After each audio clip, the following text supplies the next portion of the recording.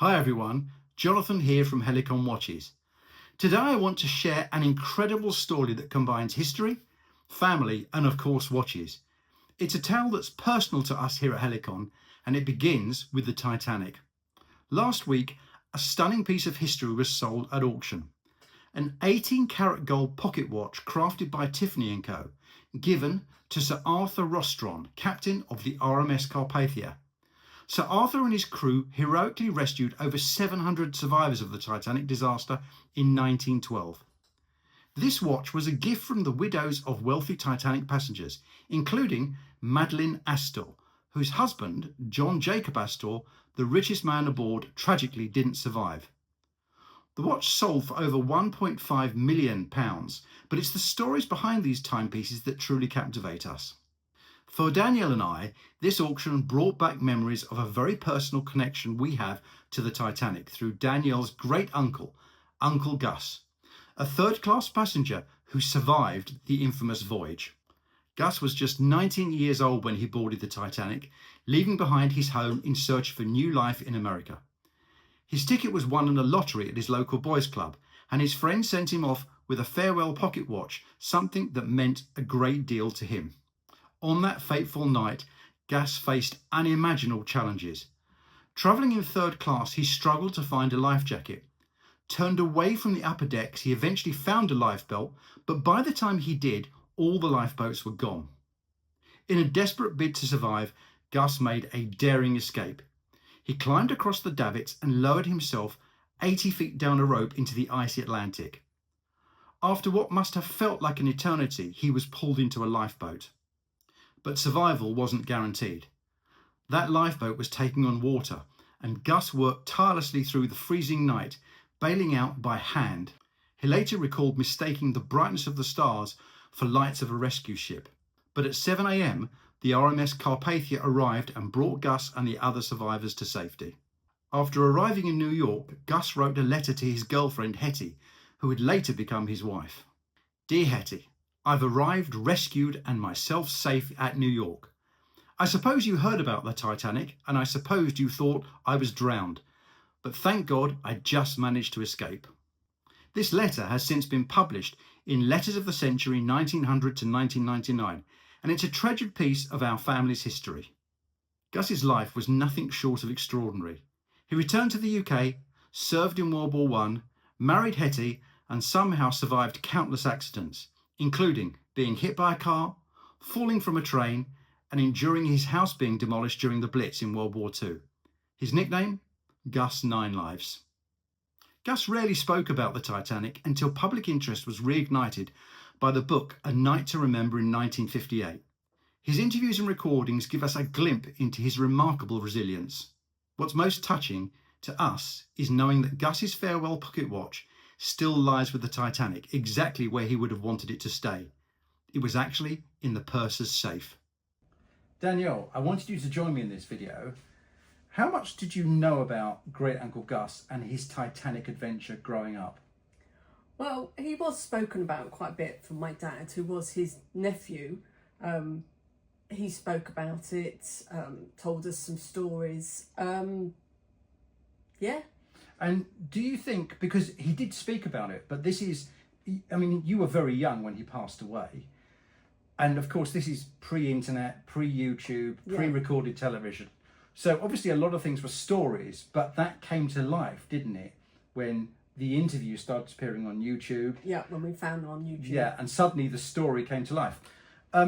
As a young man, what things stick in your mind about Great Uncle Gus? Because he was 19 and that was a horrific part of his life, wasn't it? What things stick in your mind about how he survived?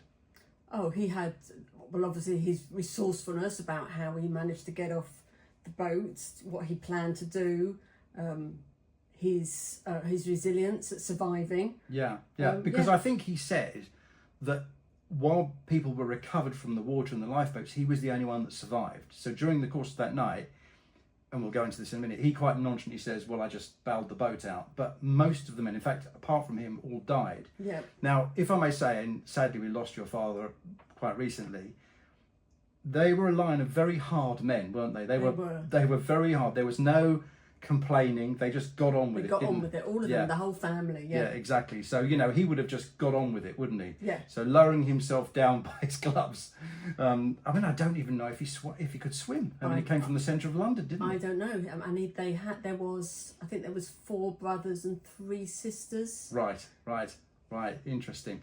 Now, I think what's interesting here to say is that there was the letter that we talked about.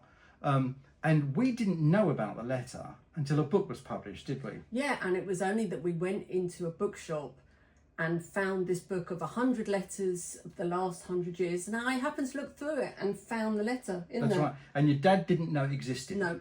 But he tried to acquire the letter, didn't he? But it's not. It was in a private collection, wasn't it? It's a private collection, and he wasn't able to see it. Yeah, because Gus and Hetty had no children. Yeah, so, that's right. So your father was quite close to him because they had no children. He was known as Gus Nine Lives. I mean, he was shot in the face in World War One. His house was blitzed. He fell from a train. He got hit by a car, and he wouldn't fly, would he? There was the story that he wouldn't ever fly because he was worried about the other people on the plane. So it's quite interesting. Now, I think what's quite interesting about this story is there's 2 things for us. First of all, you are 3rd generation from a long. I'm going to get this right because you'll get annoyed with me if I don't. From a long line of typesetters or printers, because he was a printer, your father was a printer, and you started your career in print. Yeah, exactly. Yeah. So obviously there is that lineage there, and when you design things, I think, and you'll have to correct me, are you thinking about history and legacy? Because there is the story of this pocket watch. Do you always look at things and say, this is something that I want to see in 30, 40, 50, 60 years? Yeah, I do, actually. I do. I like to think that people will look back on stuff and go, I like that. Yeah. Yeah. And also, I think we all remember that uncle, that aunt, that person whose watch you remember seeing as a child. It was part of them, wasn't it? Part of their history and their story.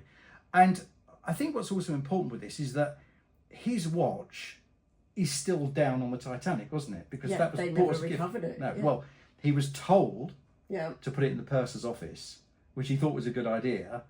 And I think he said he's glad that it was still down there in terms of with everyone that was lost, and that was part of his life that just changed dramatically. Yeah. Do you think the family was surprised that he survived? Do you have any recollection? Because obviously it was pre-telephone. Yeah, I'm sure they were very surprised that he survived. He was in the 3rd class. Yeah. So he wasn't up on the top deck. He got up on the top deck. Yeah. Even though he wasn't supposed to, but he was in 3rd class, so they obviously thought he hadn't survived. Yeah, and in those bits of documentary, which I'll put a link to below, he's one of the few 3rd class passengers. He's there, and he said that there weren't enough life jackets. Yeah. They weren't allowed off that deck, and he climbed over. And of course, the other thing that he said was that he had his gloves on. He kept his gloves on, which helped him go down the road. So he was very resilient, wasn't he? But in those interviews, and I think there was a period of time, wasn't there, when just no one was that interested. It was the book that came out. The book that came out, which we probably picked up about 50, maybe 20 years ago. Yeah, but I mean, the Knights, remember, he suddenly was, in the 1950s, he was like someone, and then it was only this interest in the Titanic when he went to the film premiere, and we've got some lovely images, haven't we, of him being part of the film premiere. And there were obviously, even in the 1950s, there were relatively few of them surviving, and he was one of the few steerage passengers, which was really interesting. Well, I hope we'll be seeing you in more videos. Maybe.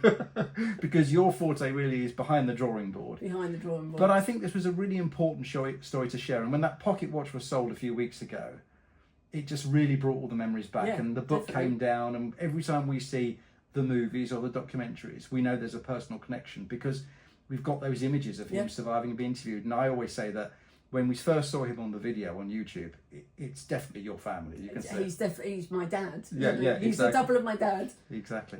Thanks for coming into this video, Dan. Thank you.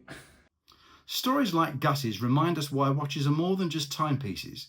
They're symbols of resilience, gratitude, and legacy. They connect us to history and to one another. Thank you for watching and letting us share this incredible piece of our family's history with you. If you enjoyed this story, don't forget to like, subscribe, and let us know in the comments what watches mean to you.